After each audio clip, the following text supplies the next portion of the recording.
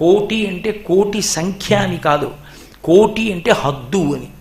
కామ కోటి, కామ అంటే కోరికే, కోర్కెల యొక్క హద్దు మీద ఆవిడ నిలబడి ఉంటుంది. అంటే నువ్వు ఏం కావాలి అడుగు. పెళ్ళి కావాలా, పిల్లలు కావాలా, ఉద్యోగం కావాలా, కలిసి రావడం కావాలా, లేకపోతే నీకు మోక్షం కావాలా, భక్తి కావాలా, ఈ దేని అంచైనా ఆవిడ ఇవ్వగలదు, ప్రసరణం చెయ్యగలదు. మీరు ఒక్కటే గుర్తుపెట్టుకోవాలి, కదలిక చేత ప్రసరింపబడితే అమ్మవారు, కదలికలన్నీ ఆగిపోతే శివుడు. అసలు అది తత్వం. కదలికలు కదిలి కదిలి కదిలి కదిలి ఎక్కడికి వెళ్ళాలంటే ఇక కదలిక లేని స్థితికి వెళ్ళాలి.